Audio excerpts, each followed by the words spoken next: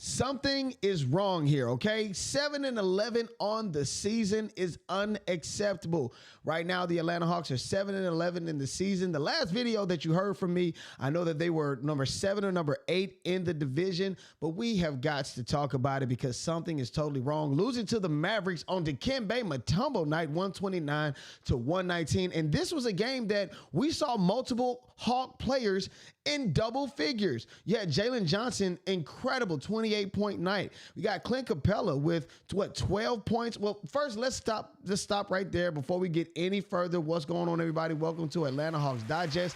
I am Walter Pollard, and I am here to talk to you guys about it because I don't get it.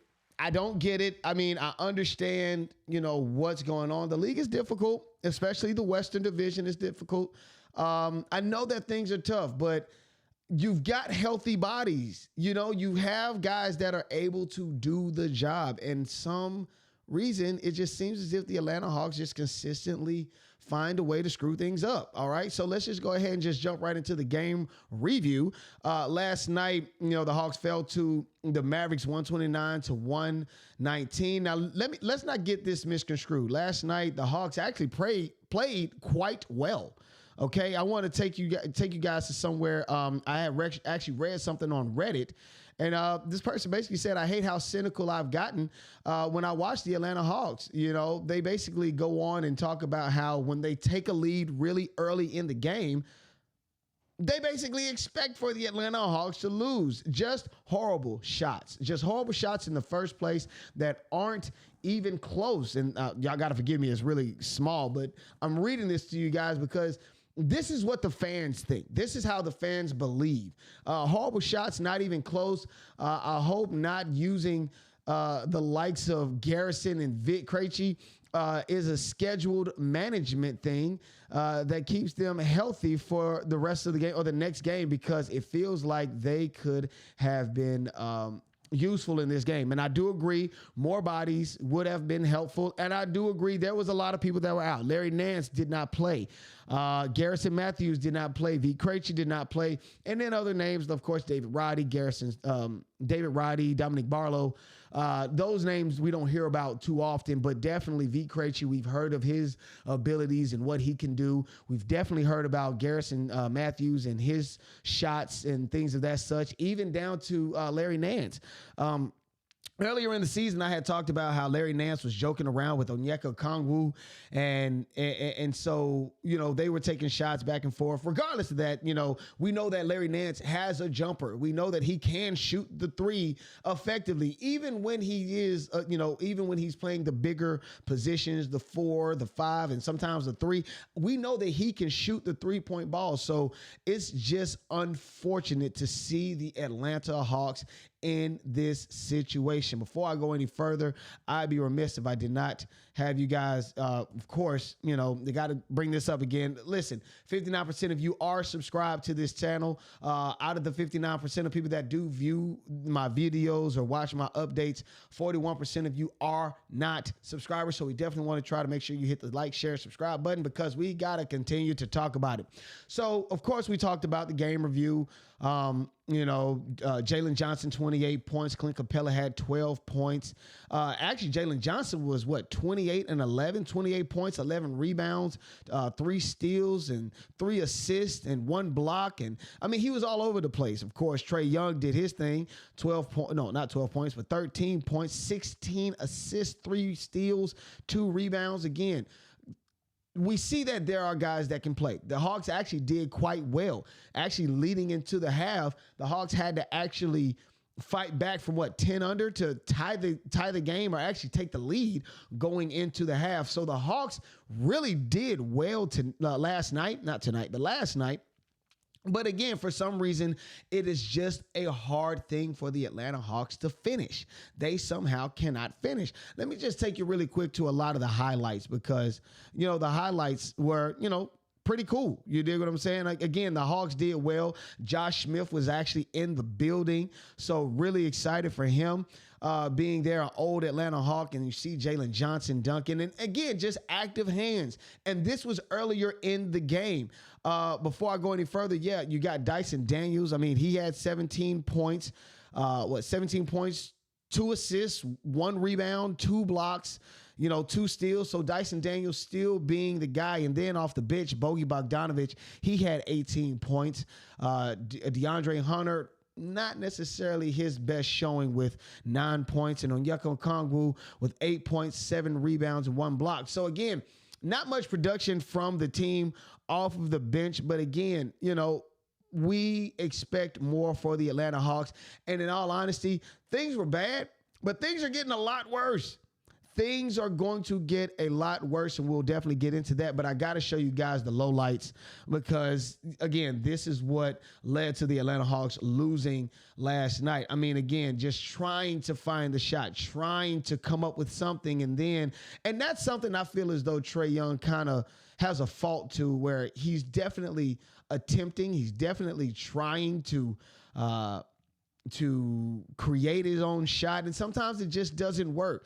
Passes just don't work. And then again, the 3-point shooting. Trae Young is 38% from the 3 on the year. Yes, he has improved defensively, but offensively, we are still waiting for him to pick it up. And yes, Trae Young is known right now, he's known for his slow starts. He does start slow at times in the season, but there are times where he's able to pick it back up and actually get it to where, the team, he's able to be that offensive threat that the team needs. Again, I've been asking a lot of different fans, a lot of different people, about what they feel the Atlanta Hawks need to do. And it's pretty consistent. It's pretty consistent. We do well. We play up and we play down to our competition. Unfortunately, the Hawks don't know necessarily how to finish games.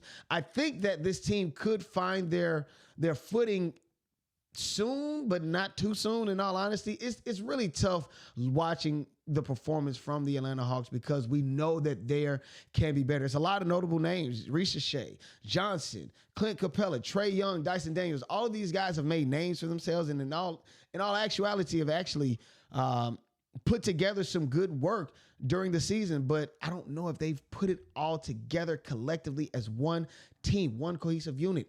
They need to get it done.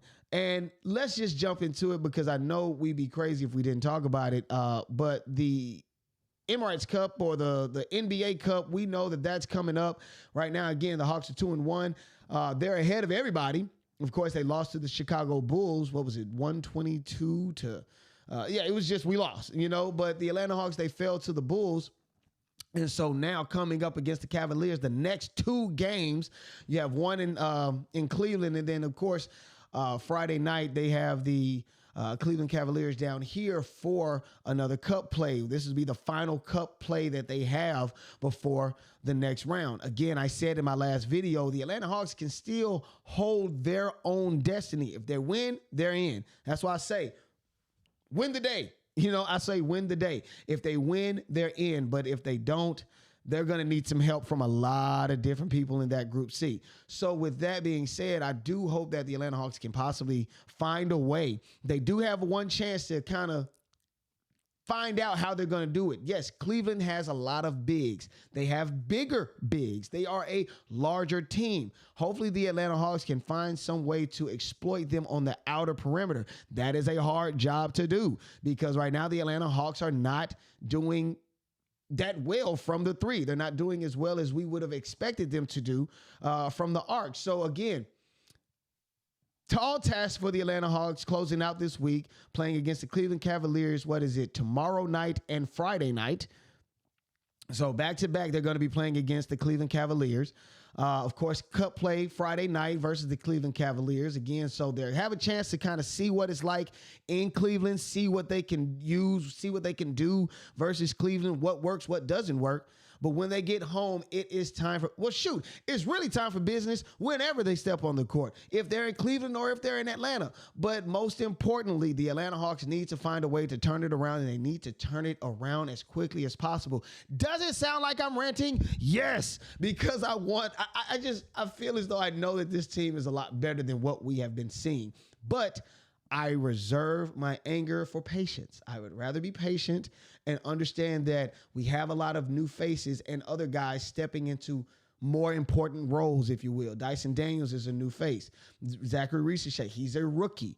So, of course, with guys like Clint Capela and Trae Young, when they're trying to get acclimated to these guys, of course, it's going to take some time. The season is not over with, but we know that we can do better, and we know that we need to do better. Multiple times, the Atlanta Hawks have gone up with the lead at certain points of the game, and then you just check the scores again, or you look and see that they've actually unfortunately lost. But that's besides the point. We want to make sure that these guys are ready this upcoming Friday. Please be in the building. Please be in the building. Oh, also, before I go too, I didn't talk to you guys about the uniforms, man. Uniforms are actually pretty dope. I really love the City Edition uniforms. I want to get one.